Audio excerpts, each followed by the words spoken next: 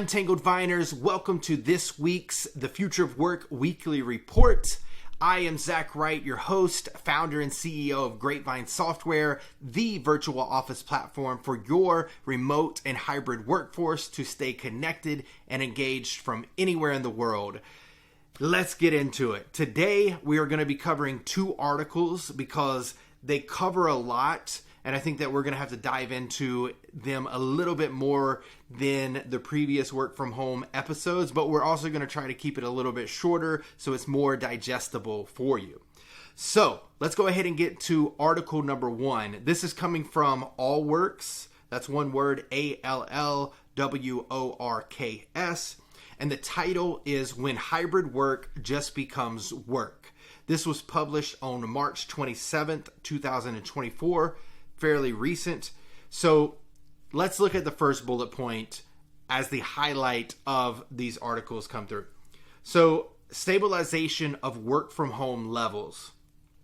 Post-pandemic, the percentage of people working from home has stabilized at around 28%, a significant increase from pre-pandemic levels of 5%. This is what I was telling a lot of people whenever the clickbaity headlines were coming out from a lot of people saying remote work is dead, it's over, that's it, we're going back to normal, 9 to 5, 5 days a week in the office. But knowing the stats and doing our market analysis, we understood that technically in 2019, working from home or remote positions was around 6%. They say 5% here, so it depends on which data you're using, but roughly the same, so 5 to 6%. And then we saw with the uptick of the pandemic, we got to around 26%, 24 to 26%. And then at the peak of the pandemic, we actually went to around 41%. And so as we were tapering off from the pandemic being as concerning as it was, we started seeing it decline to around 26%. So really leveling out to where it was at the beginning of the pandemic, right? But even before the pandemic, we started to see a rise of remote work become more prevalent. And so what this is saying is that it's actually higher than it was pre-pandemic levels. Now, if you look at 2018 or 2019, that's where that 5%, 6% is going to be. But if you look at like 2020, 26% around that time, to now, we're actually a little bit higher than we were.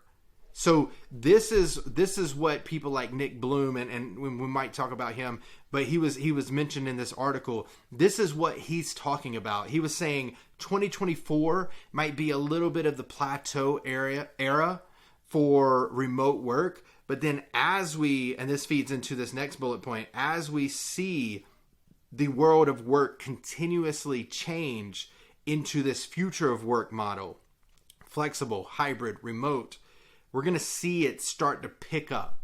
So much so that in this article, they say by 2026, work from home is expected to rise again, potentially becoming the dominant work model, challenging the traditional office-centric infrastructure.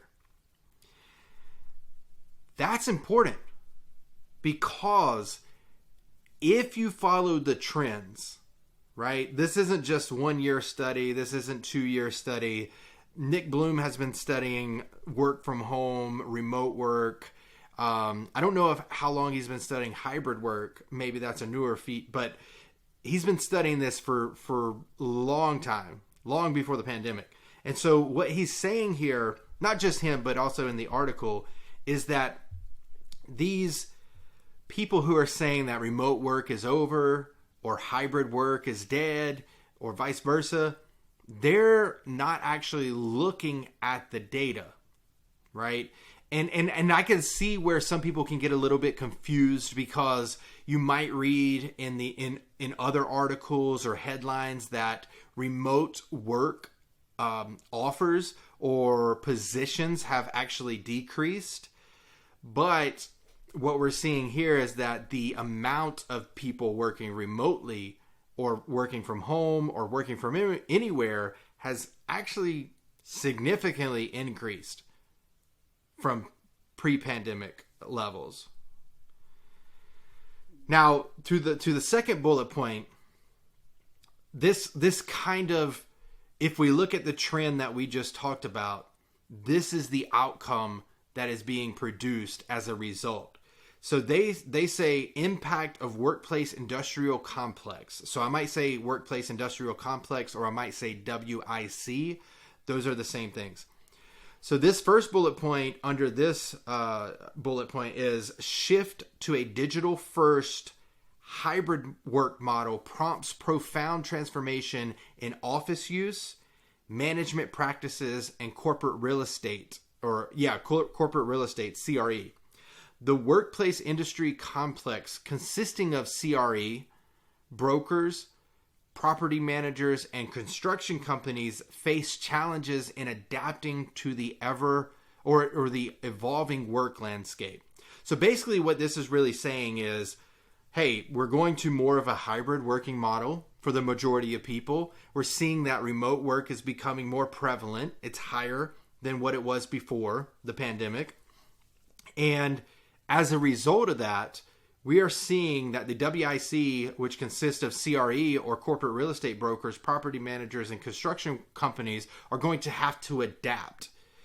But what they're saying here is that they're facing challenges in adapting. And I can see 100% why construction companies might be experiencing that, because the construction companies are kind of like the middlemen, right? They are really dependent on the brokers and the property managers, more so the brokers and the corporate real estate brokers, to be specific, on how are they utilizing office space. And right now, we haven't seen them be able to shift fully. Right now, what they're trying to do is resisting what the data is saying, and they're trying to get back into the office. That's why we see so many of these return to all office policies or return to office announcements, right? And then a few months later, we hear how they didn't do so well. And so that's what they're calling out here is there is an impact on the WIC because a lot of people are shifting to a digital first hybrid work model. And then if we go to bullet point number 3, which ties into all this, is resistance to the paradigm shift. Some traditional managers and the WIC remain in denial about the shift towards hybrid work and digital first environments. And that's exactly what I'm talking about. They see that things are changing, but they're being resistant to that change, right? I used to listen to Gary Vee a lot, and I don't necessarily listen to him now as much, but one of the things that I did take away whenever I did listen to him was you have to follow the market. It doesn't matter who you are, because the market doesn't care. If the market is telling you something, you should listen. And what we're seeing right now is a lot of people being resistant to this. And they're really tearing down their credibility whenever it comes to this, right? Because we see as I mentioned, we see the RTO policies coming in, or the RTO mandates, let me use the right words. The RTO mandates come out, and then it just cripples the company's culture. It cripples the company's trust, or the employees' trust in the company. And I haven't seen any data on this part, but it probably taints the company's public perception, right? Or the public's interpretation of their reputation. Last week we talked about Dell and how they are requiring employees to come back into the office if they want to receive a promotion, right? And so the resistance is the tough part, and it's understandable because change is difficult in any situation or setting. especially if it's tied to your income or to your revenue. As a founder, you're going to care about that, right? But what they're saying here is that there needs to be a different way to leverage your office, and the people who care about this stuff the most, which are CRE, corporate real estate brokers, it's the people who have big leases that they can't get out of. So instead of trying to bring everybody back in, how can you adapt the way that you're thinking about the office, right? We've talked about this before where, and I think instead of off sites, people are going to start doing on sites. And so let's say every quarter you get everybody in the same location. That could be your headquarters if you have a physical location, or that could be a co-working space that you rent out for the week or the day or a couple of days, right? And so that's how we need to start thinking about this. I think some of the industries that are going to be impacted in the positive of this is like a WeWork, a Regus, the different types of co-working spaces that are out there, because companies aren't going to want to purchase an office like they did in the past if they know that the majority of their workers aren't actually going to come into the office. I just had a conversation with one of our potential beta users, and he was mentioning that people still think that they're in this one location and they're going into the office. But if you really break it down, and you can use this Grapevine's engagement analytics, if you really break it down, how many people are remote, how many people are in the office, how many people are hybrid, they would actually understand, like, hey, look, like, you can work from wherever. You don't actually have to come into the office. You don't have to have that FOMO. And the reason that they're thinking about Grapevine is because if that is the case, they need a place that is a centralized hub for information and communication. And that's where we're going to come in and hopefully help them if they choose to move forward. But this is what we're talking about. You have to adapt. And so let's go to the second bullet point here. So economic crises historically lead to innovation, with the pandemic accelerating the maturity of the digital workspace. So basically what they're saying is what we all know at this point. But basically, whenever the pandemic came about, we think about the financial crisis in 2008, 2009, companies like Uber, Airbnb, I don't think that you would put Facebook in that category, but maybe. Those companies came from a crisis, right? And that's what we experienced with the pandemic. But in this situation, we had to go remote, or we had to operate in a different societal fashion that we were used to. And so we saw the rise of Zoom. We saw the rise of asynchronous communication. We saw the rise of people working remotely. And whenever we experienced that and we realized, hey, this is a better way of working if you can work that way, people started to tap into the digital workspace. Now, in our opinion at Grapevine, have we actually solved the digital workspace with the tools that are out there now? No. And that's why we are building Grapevine too, because there's a lot of people who are piecing together a lot of tools, and it's just not a good solution because now you have so many tools. And a stat that I like to throw out there is that on average, each employee spends about 9.3 hours per week searching and finding information that is already in the company's knowledge base, but they don't have it organized. They don't have an easy way to use or search and find and share, where Grapevine is really putting that into perspective. The reason that we called Grapevine a virtual office platform and not an employee experience is because it's not just about the employees having a better experience. That's one thing, but it's also how do we communicate and collaborate better where we can actually get work done, right? So we have an employee experience, but we also have a platform that allows you to get work done in a more efficient and effective manner because we're doing these things that other companies haven't done yet, right? So hopefully this makes sense. I feel like I got off on a tangent a little bit there, but let's go ahead and go to number 4 and try to bring it back together. So number 4 is implications for work and office space.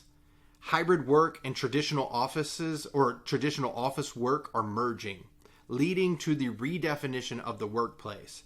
Digital first approach becomes essential, with offices supporting digital work rather than being the primary workspace. This is exactly what made us want to start Grapevine. And I know that this video is coming like a promotion for Grapevine, but it is so true.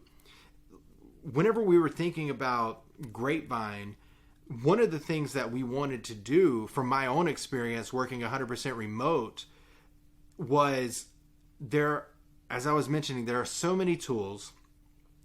And if you actually think about it, in a remote environment, if you have all these different tools and different teams are working out of different tools, you're actually encouraging silos.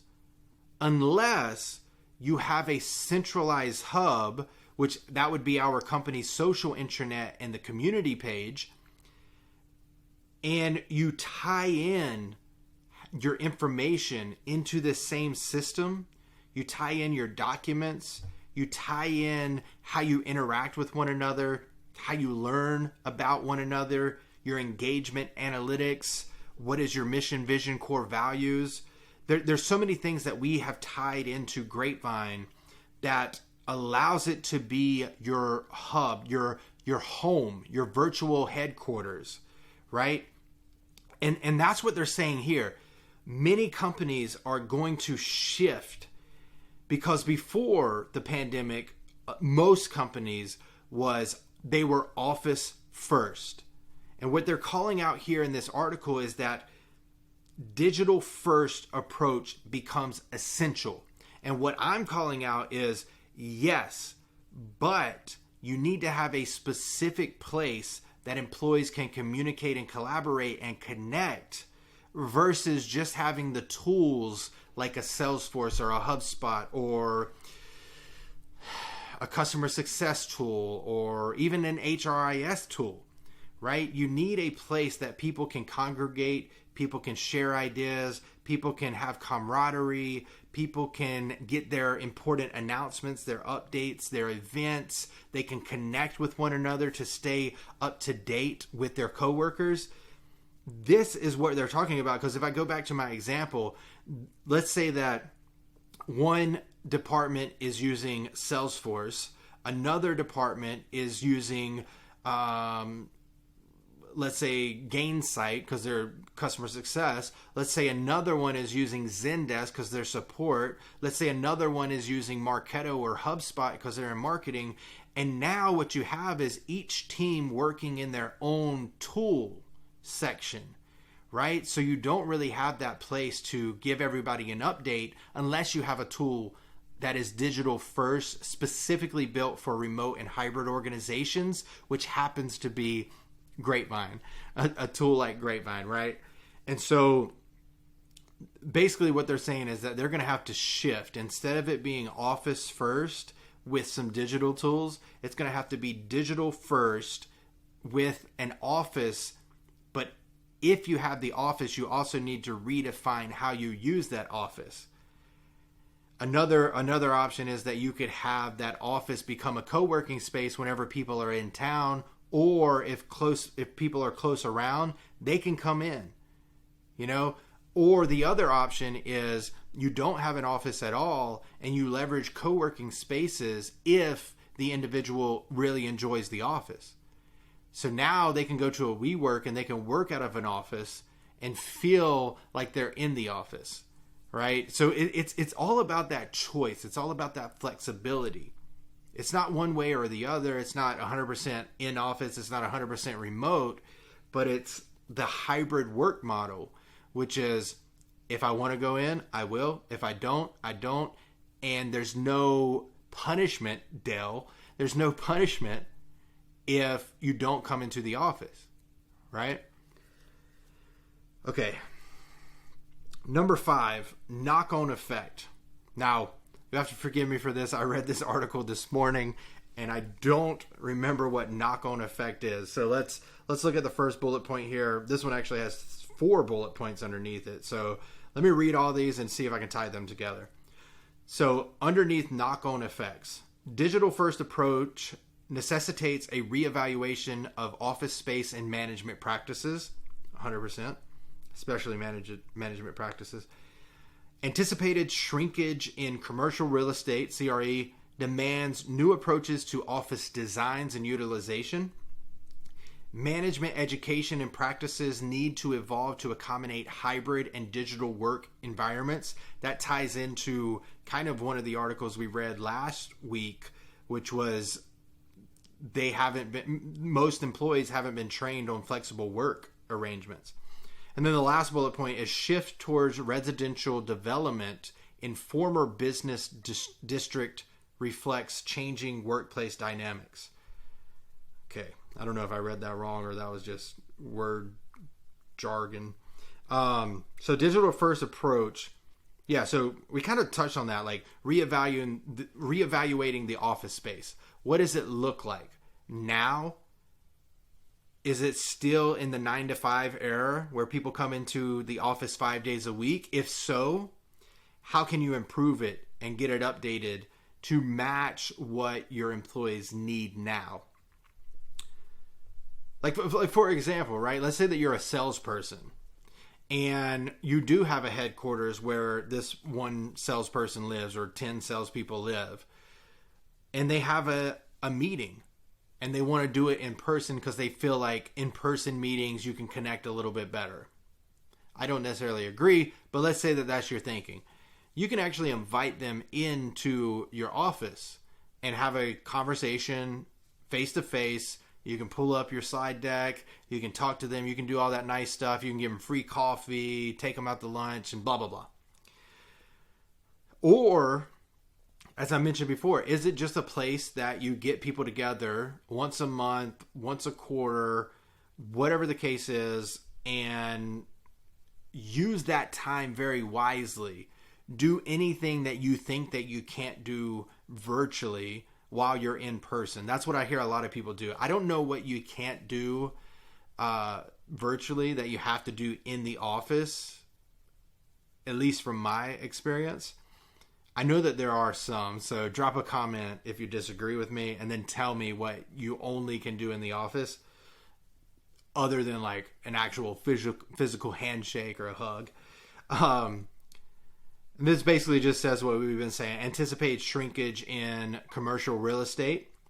And they're basically saying, again, they need a new way to approach this. Now, this one I do want to talk about. Management education and practices need to evolve to accommodate hybrid and digital work environments. This is extremely important because, as I always say, it's not remote work or hybrid work that is the underlying issue for people being disengaged, people not being as productive as they could be, people leaving the company. It all comes down to managers and leaders in your organization. So now we have 2 things that we have to work on. One, we have to just focus on making managers better, right? Like, what are their strong skills? How can they really tap into that? And then what are their weak skills? Things that they need help on.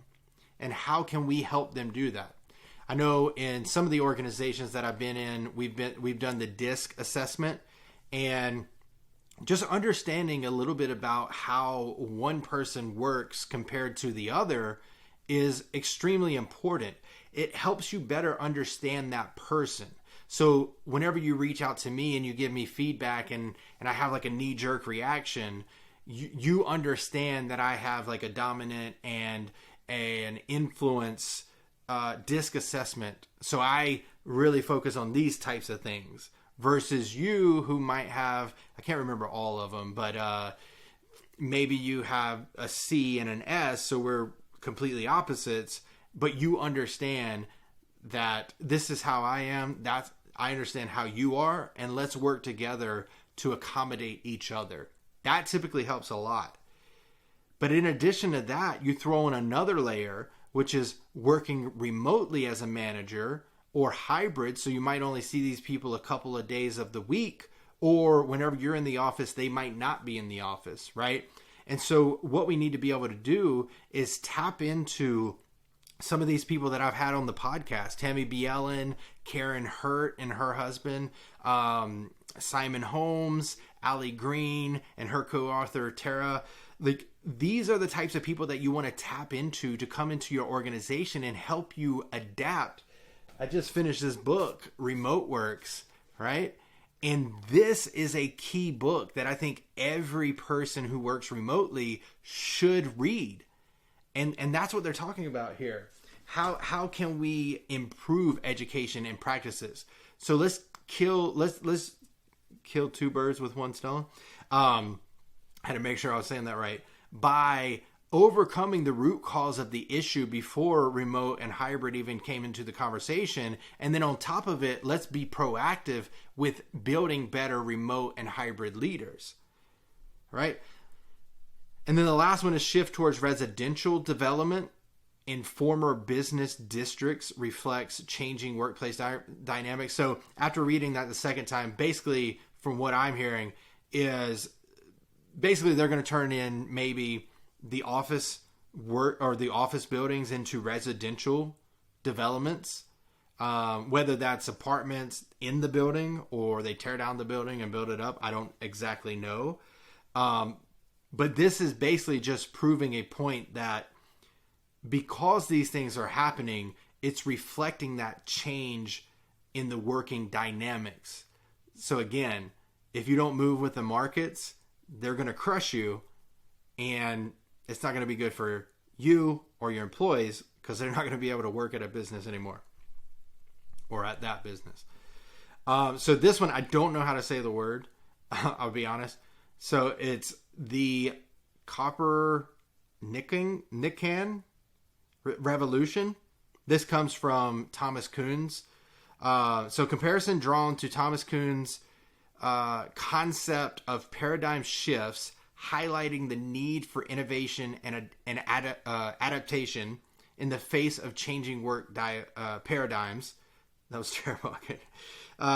Firms that innovate and adapt to the shift towards hybrid work will thrive, while those in denial risk becoming obsolete. Towards the end of this article, they actually talked about one of the metaphors or analogies that I gave with Blockbuster versus Netflix. And basically what they're saying is the CRE brokers and the property managers and the construction workers or construction companies that aren't seeing the adaptation or the changes and moving with those changes, somehow they got to get creative, right? It's not going to be easy, but they can get creative with it.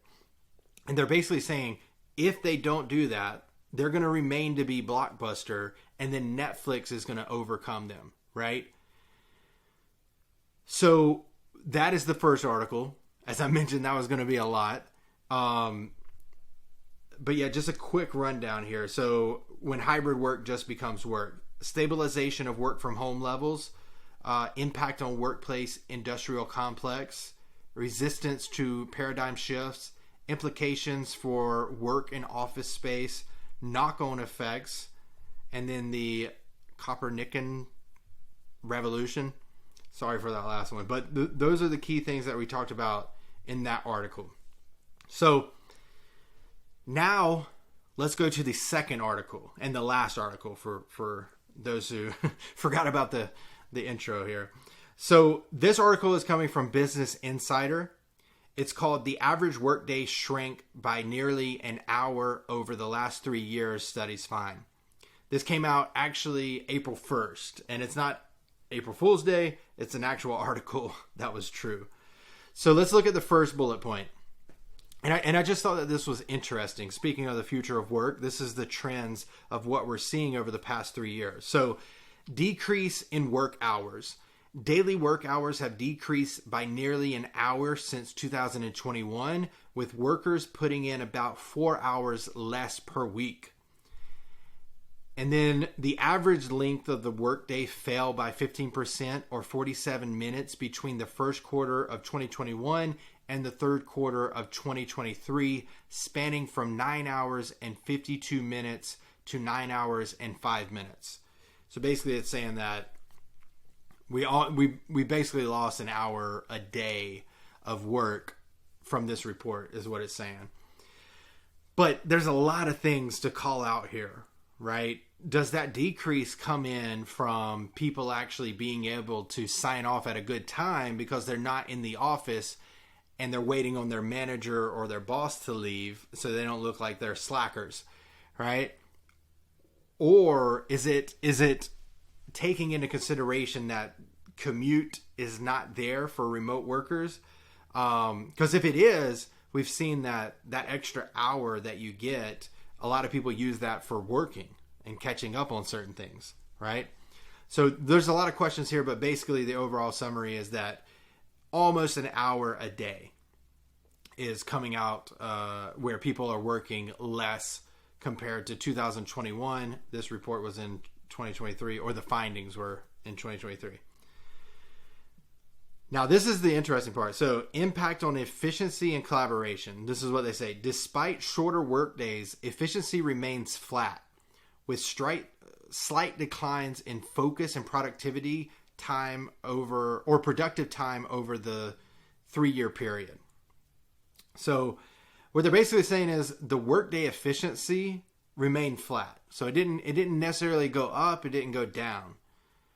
And then what they did say declined was focus and productive time. And then the next bullet point is time spent on collaboration, such as messaging, has increased slightly while overall efficiency has remained consistent. So as Grapevine's founder, I read this and say, okay, we can improve this if we make certain things a little bit better, right? One, can we have a more engaged workforce? If we start there, we have to start with their well-being, their happiness, their satisfaction, their autonomy, their ability to reach mastery, and tying that to a purpose. So that's one thing that we can do. The other thing is, can we have a better communication, collaboration, and connection platform? That's where Grapevine comes in. And the way that we make it better is we consolidate it as much as possible. So even if they're working in different tools, they're not siloed because they still have that intranet or that virtual office platform or that virtual headquarters that we're providing. And that's where you can communicate where your information lives, right? So you can see the updates. You can talk about the updates. You can find documents. You can search posts. You can search announcements. You can search all these different things.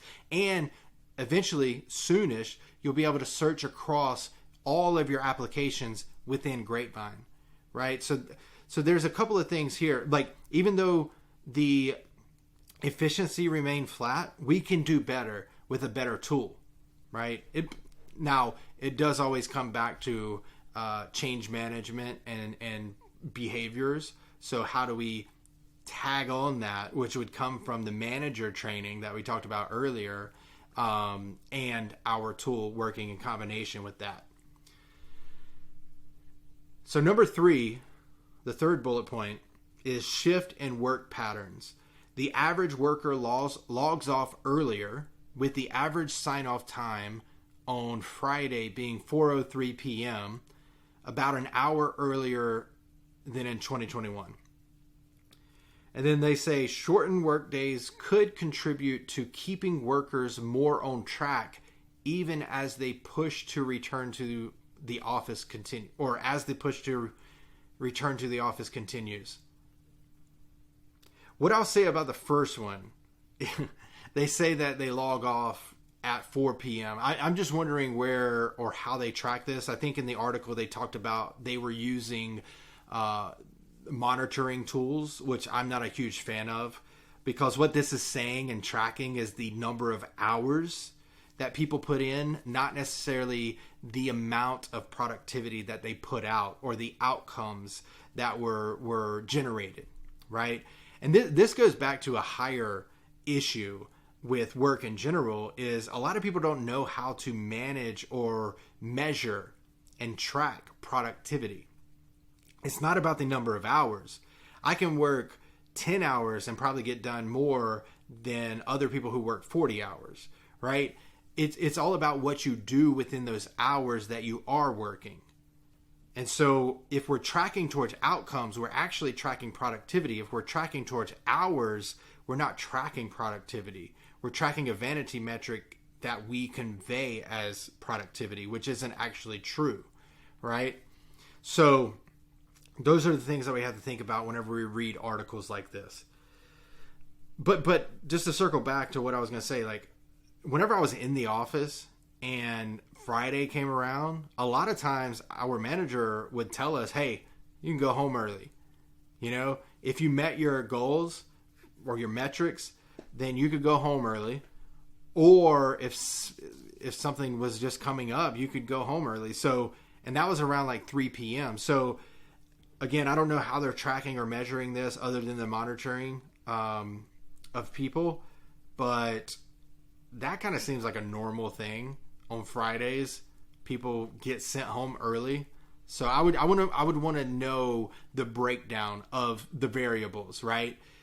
Was this based off of companies who always work until 5 p.m. until they switch to remote work, and now remote workers are signing off at 4:03 p.m.? There's a lot of nuances that I would like to understand a little bit better for this article. Unfortunately, we don't have. So number 4, productivity and disengagement. Now, this is important. Despite the decrease in work hours, employees are increasingly disengaged, with 20% spending more than 75% of their time in a state of underutilization.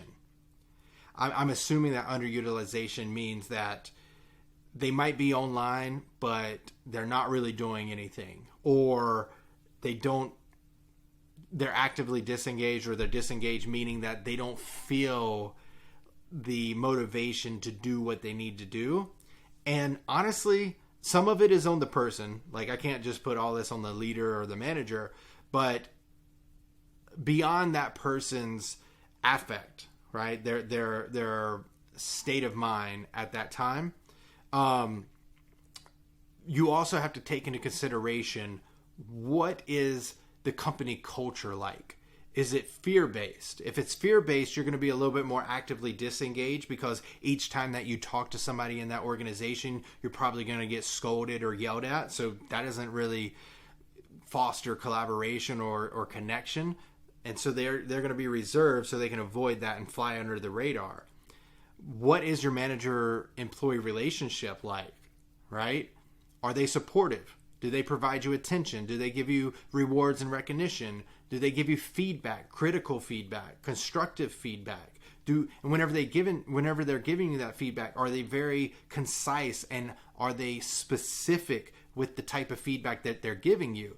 Did they design a strategy and a vision for your team and then break that down into goals that you helped create, so now you know what to do? If not, these are all things that happen, whether you're in the office or not, or whether it was 2021 or 2023 or 2000, whatever the case is. These are all things that companies have to think about. This is why I talk about, it's not remote work, it's not hybrid work, it's not in office. It's, how are we working? How are we structured? Are we specifically taking into consideration the different variables, the different elements that we need to have to build better leaders, to build better employees? Are we giving them growth opportunities where they would want to stay at our company opposed to leave to somewhere else, right? These are all things that come in, and these are all factors that we should consider if we see certain things like this. Now, the other bullet point here under productivity and disengagement, the percentage of disengaged employees has risen from 12% in 2021 to 20% currently, potentially costing organizations up to $2.1 million and the equivalent of 70 employees. So this call out here, the 70 employees, I don't necessarily understand how they got there. I think in the article they might have mentioned that they did some quick math on averages, and they said, okay, if you have this amount of employees working at a $60,000 salary, this is what the cost potential could be. So maybe that's what they're referring to here. But just think about that. Disengaged employees have risen from 12 to 20%. That's an 8% increase.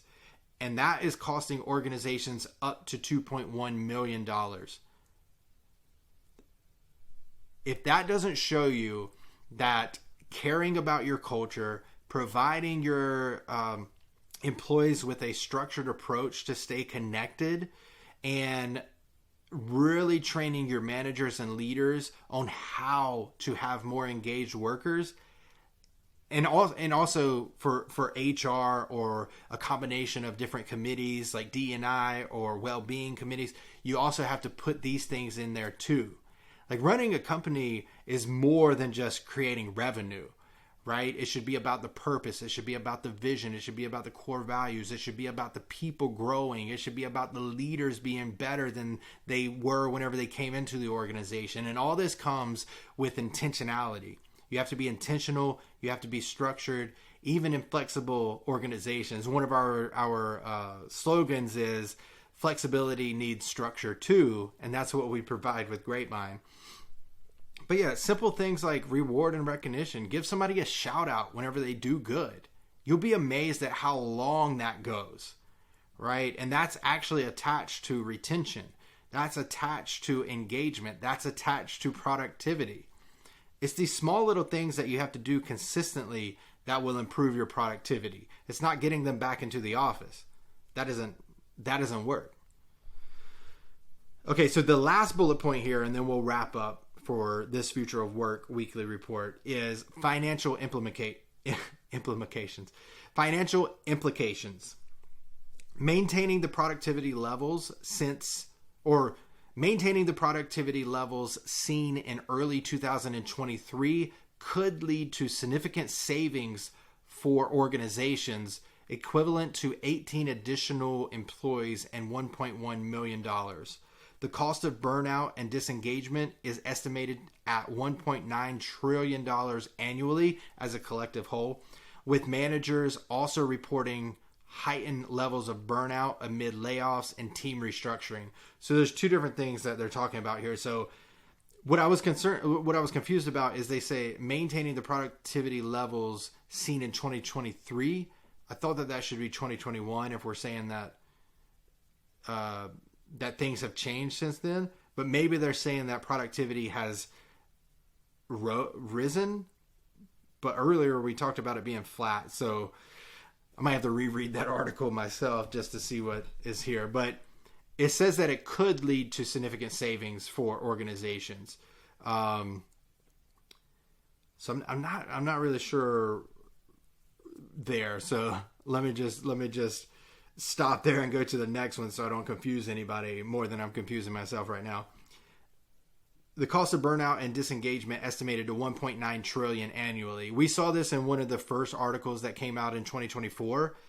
But just think about that. Again, it all comes back to, are you being intentional? Are you focusing on your employees?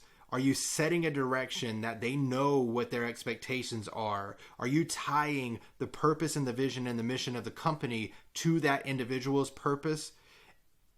And are you giving them the three things that they need, which is mastery, autonomy, and purpose? So we talked about purpose.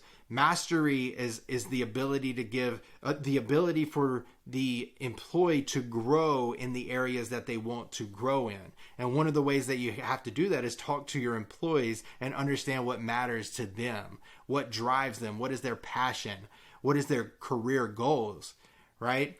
And then whenever we talk about autonomy, that's where setting the direction, having goals that they create along with your help. Whenever you have those goals clearly mapped out and they're tied to your team strategy, your department strategy, and then ultimately your company strategy, that is setting the direction, which allows you to be a little bit hands off whenever it comes to them executing the work. And that means that you don't really care about the number of hours that they're working. The only thing that you care about is the outcomes that they're producing. And that is the way that we focus on it around here at Grapevine. I feel like maybe I got off on some tangents here and there, but I hope that you had a lot of takeaways like I did. As I mentioned, I will put these articles in the show notes, and feel free to read those. Feel free to drop a comment if you have any questions on anything that wasn't clearly explained, or if you have differing opinions, right? We like that. Call us out and say, well, that doesn't really make sense, or I'm in this industry and we haven't seen that. Let's have a conversation in the comments.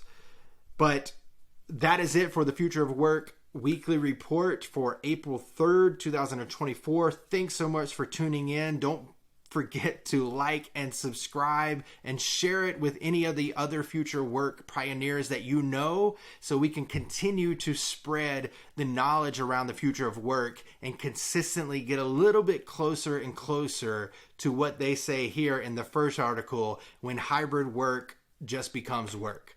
Thanks so much for listening, and we'll see you on the next episode.